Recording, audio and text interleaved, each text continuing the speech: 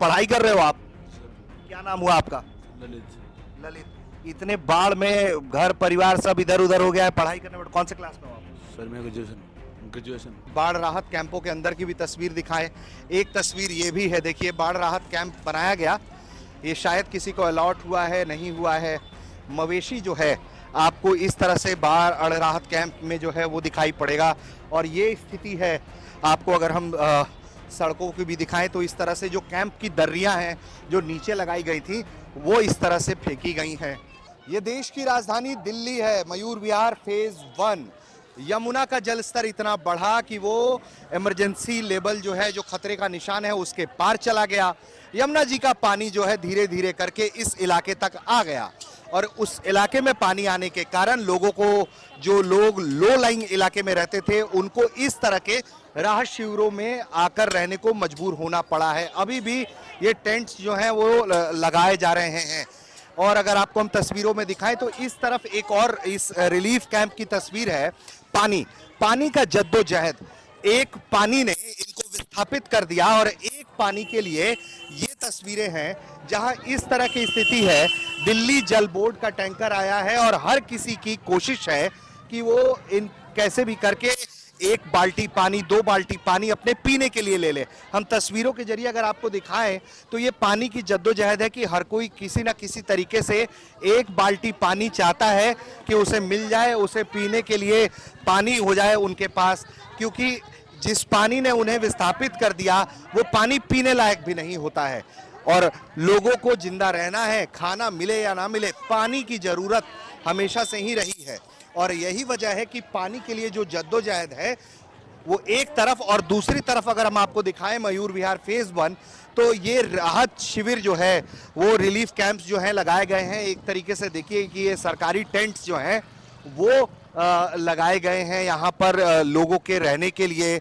और कुछ इस तरह के टेम्पोररी शेल्टर्स भी हैं जहाँ पूरी तरीके से जिन्हें घेरा नहीं गया है, लेकिन एक छत दे दिया गया है इनके लिए कि यहाँ कि वो कम से कम इस चिलचिलाती धूप में जो बाढ़ की मार वो झेल रहे हैं उससे बच पाए। तो ये तस्वीरें आपको, अगर हम लगातार आपको हम दिखाते चले तो एक तरफ ये तस्वीर है और एक तरफ राहत शिविर जो हैं वो लगाए गए हैं और दूसरी तरफ ये पानी का टैंकर है जहां लोगों की कोशिश है कि एक एक बाल्टी पानी कम से कम उन्हें मिल जाए, वो पानी अपने सुविधा के लिए रख पाए और उन प्यास जो है वो मिट पाए। तो एक तस्वीर ये है, दूसरी तरफ ये रिलीफ कैंप्स हैं और इस तरफ जो है अगर हम ये दिखाने की कोशिश करें तो सिविल डिफेंस के मेंबर के जो लोग हैं वो लगे हुए हैं। यहाँ खाने का इंतजाम किया गया है। Yes sir. है और जो राहत शिविर में जो लोग यहाँ रह रहे हैं उनको खाना यहीं से मिल रहा है जी। अच्छा, तो ये अगर हम आपको दिखाएं तो ये स्थिति है।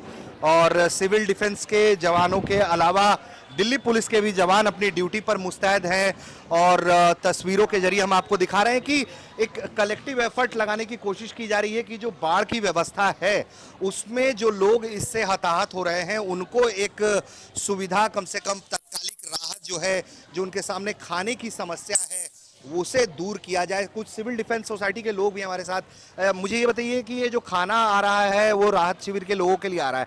यहाँ राहत शिविर में कितने लोग हैं? सर हमें अनुमति नहीं है। अच्छा, अनुमति नहीं है, ठीक है, लेकिन ये लोग ड्यूटी में लगे हुए हैं और यहाँ आप लोगों की 24 घंटे ड्यूटी रह रही है? जी सर। 24 घंटे की ड्यूटी है।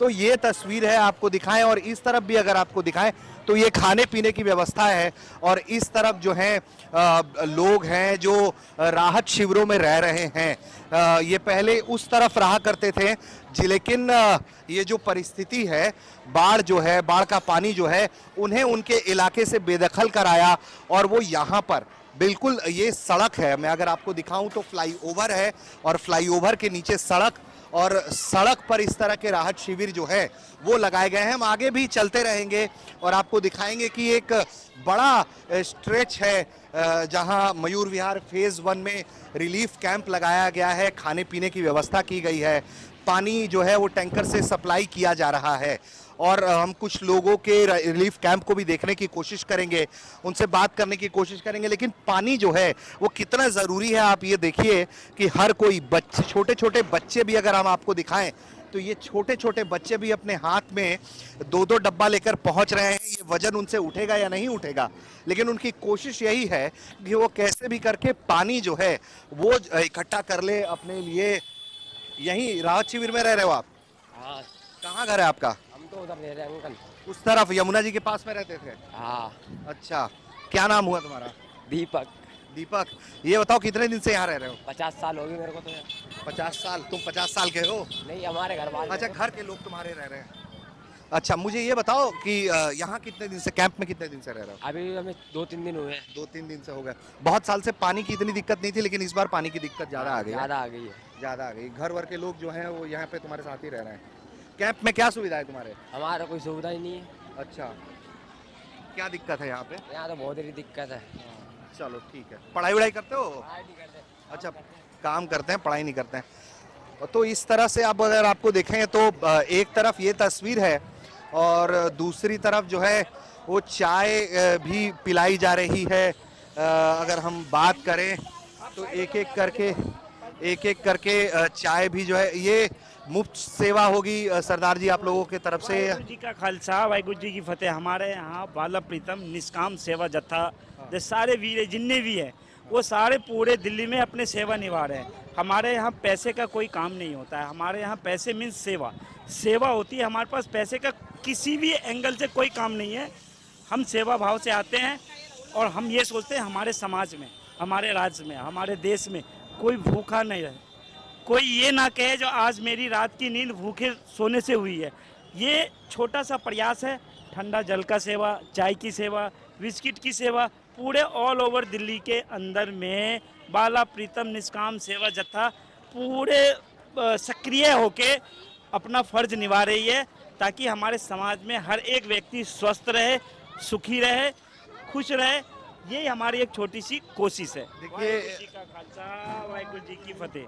तो ये देखिए एक बात मैं आपको बताना चाहूँगा, जहाँ एक तरफ पंजाब जो है वो बाढ़ की मार झेल रहा है, लेकिन जो सरदार कौम होती है वो इतनी जिंदा दिल कौम होती है कि वो दिल्ली में जो बाढ़ आया है वो उनको इस बात की भी फिक्र है।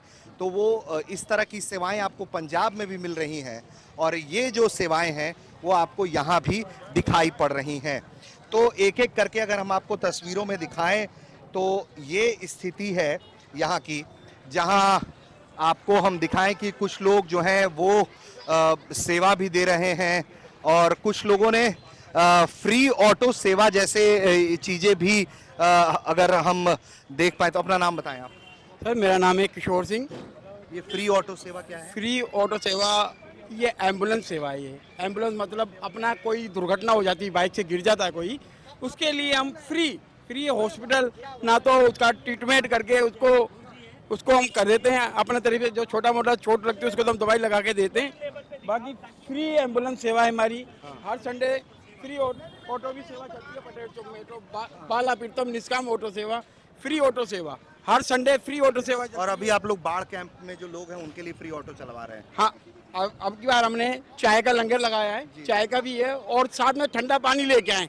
बहुत ऐसी धूप पड़ रही है, पानी नहीं है ठंडा पीने के लिए, उनके लिए पानी लेके आए। कल खिचड़ी लेके आए थे, आज पानी लेके आए। आज दूसरा दिन है हमारा, लेकिन हम चाहते हैं भगवान और दे और भी आगे हम सेवा करते रहें बस।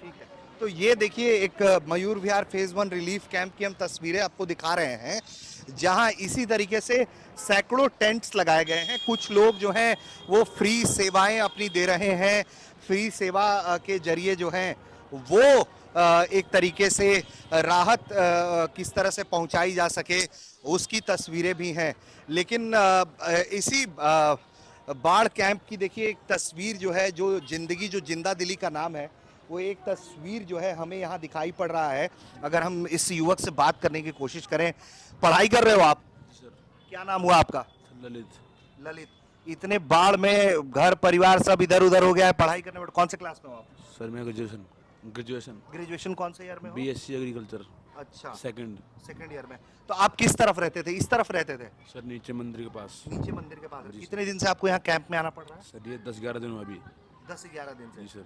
अच्छा, और बाढ़ में आपका क्या कुछ डूब भी गया या आप लोग वक्त से पहले निकल सर आए? मैं फार्मिंग करता हूँ, मेरे पिताजी फार्मिंग करते हैं, सारा फसल नष्ट हो चुकी है इस टाइम। जो सब्जियां आप लोग उगाते थे इस तरह वो बर्बाद हो गई? जी सर, अच्छा बिल्कुल पूरी तरह नष्ट हो चुकी है। अच्छा, अब कुछ भी नहीं है सर, यहाँ पे आके खाना वाना मिल रहा है, उसी से जो वजह कर रहे हैं।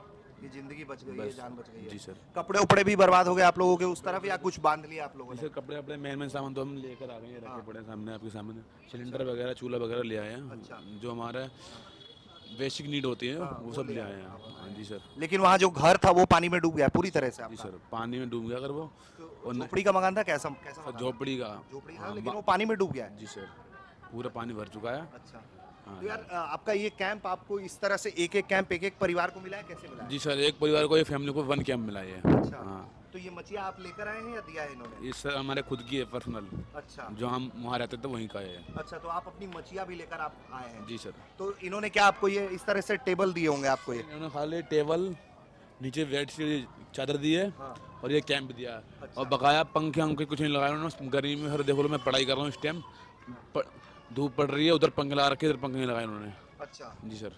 अच्छा, बिजली की कोई व्यवस्था है कैंप में? लाइट वाइट है? सर बिजली आती है, 24 घंटे की बिजली प्रोवाइड कर रही है सरकार ने, पर ये बट ये लोग नाइट में देते हैं खाली 12 घंटे, और 12 घंटे नहीं देते हैं। अच्छा, जी सर। ठीक है। तो ये जो जद्दोजहद है ज़िंदगी की, वो हम आपको तस्वीरें दिखा रहे थे कि किस तरह से यहाँ बाढ़ राहत कैंप जो है वो लगाया गया है, और कुछ बाढ़ राहत कैंपों के अंदर की भी तस्वीर दिखाएं। एक तस्वीर ये भी है, देखिए बाढ़ राहत कैंप बनाया गया, ये शायद किसी को अलॉट हुआ है, नहीं हुआ है। मवेशी जो है आपको इस तरह से बाढ़ राहत कैंप में जो है वो दिखाई पड़ेगा, और ये स्थिति है आपको अगर हम सड़कों की भी दिखाएं तो इस तरह से जो कैंप की दर्रियां हैं जो नीचे लगाई गई थी वो इस तरह से फेंकी गई हैं, और जब भी कुछ लोग यहाँ पर देने के लिए सामान आते हैं तो इस तरह से लोग लाइन में लग जाते हैं कि ताकि लोग जो हैं वो कुछ अपनी ज़रूरत की चीज़ की पूर्ति कर पाएँ।